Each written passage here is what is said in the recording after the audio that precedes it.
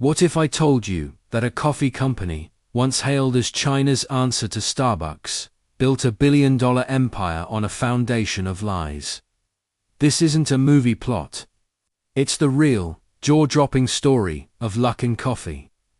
A tale of ambition, fraud, and a spectacular crash that shook the financial world.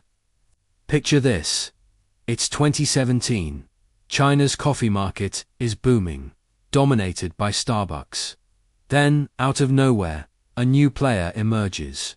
Luckin Coffee. Their strategy? Aggressive, almost ridiculously so. They weren't just opening stores.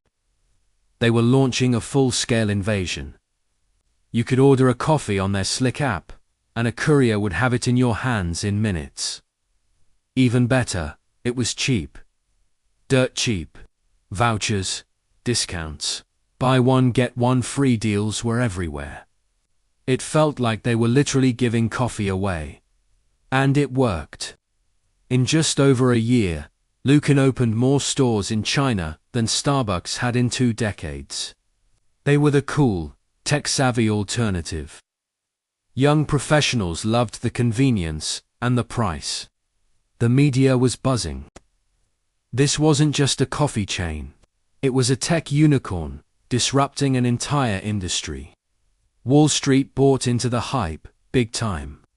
In May 2019, less than 2 years after its founding, Luckin Coffee went public on the Nasdaq Stock Exchange in the US. It was one of the biggest IPOs of the year for a Chinese company.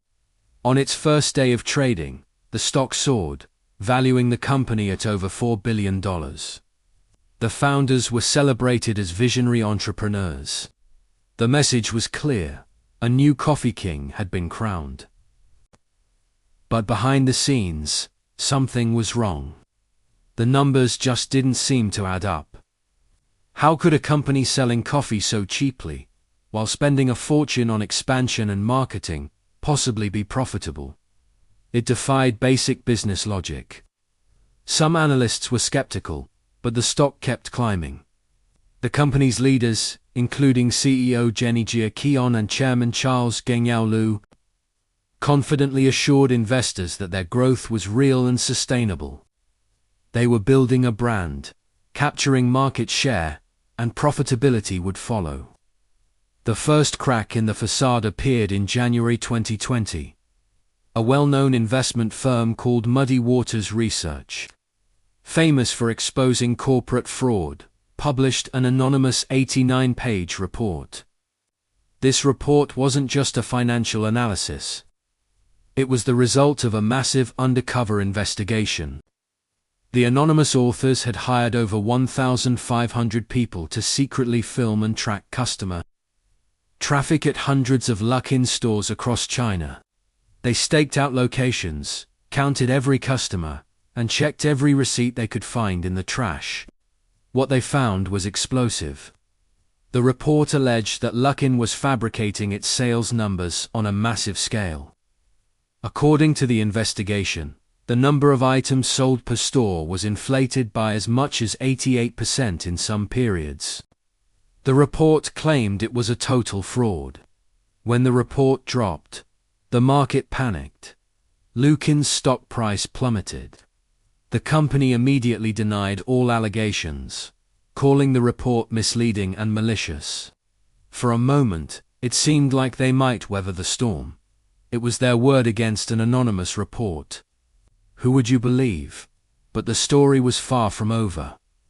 Just a couple of months later, in April 2020, the bombshell landed.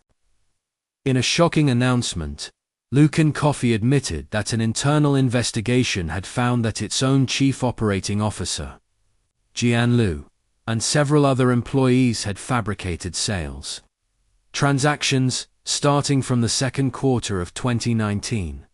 The scale of the fraud was staggering. They had invented a mind-boggling 2.2 billion yuan, or about $310 million, in fake sales. That was nearly half of the total revenue they had reported for the entire year. The truth was out. The anonymous report wasn't just accurate. It had uncovered one of the most audacious corporate frauds in recent history.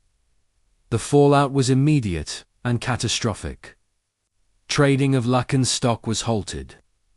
When it resumed, the price crashed by over 80% in a single day, wiping out billions of dollars in shareholder value.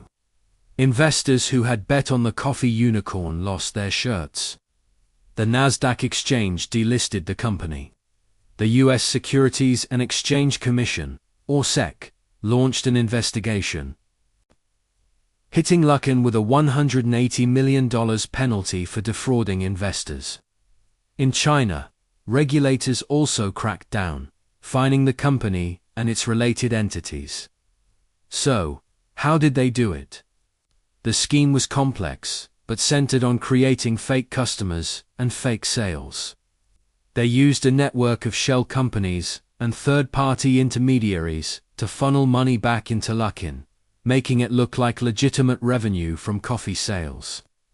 They allegedly inflated everything, from the number of vouchers used to the amount of coffee sold per order.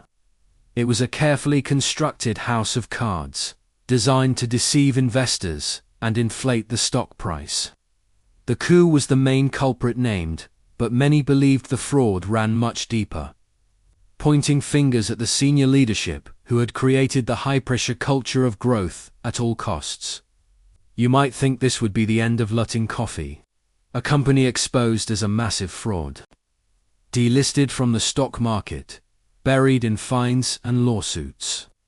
It should have vanished, right? Well, this is where the story takes another unexpected turn.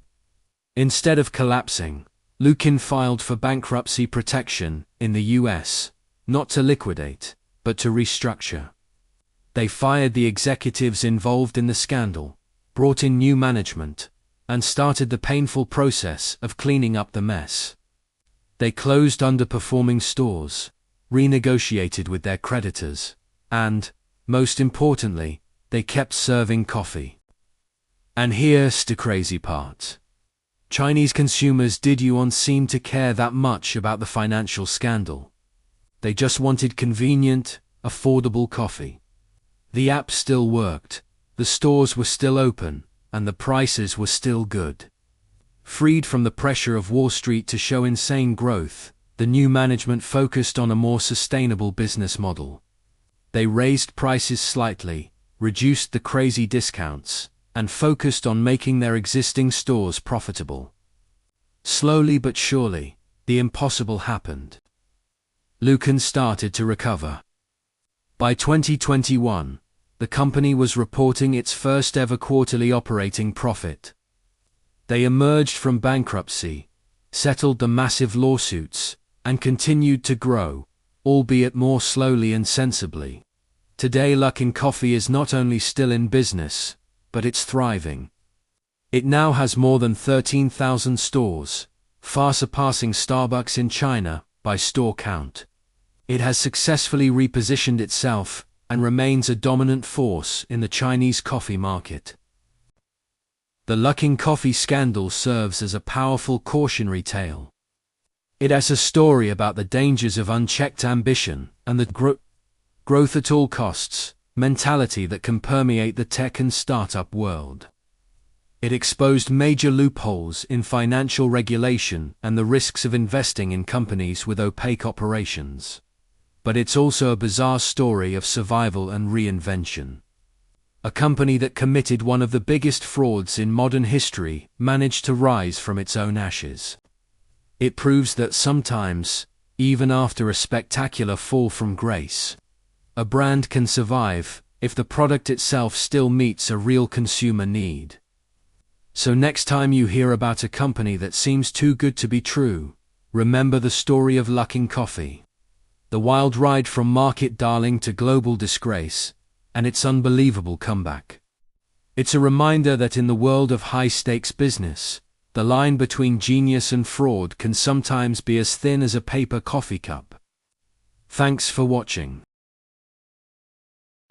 If you found this story as fascinating as I did, make sure to hit that like button and subscribe for more deep dives into the business stories you need to know. See you in the next video.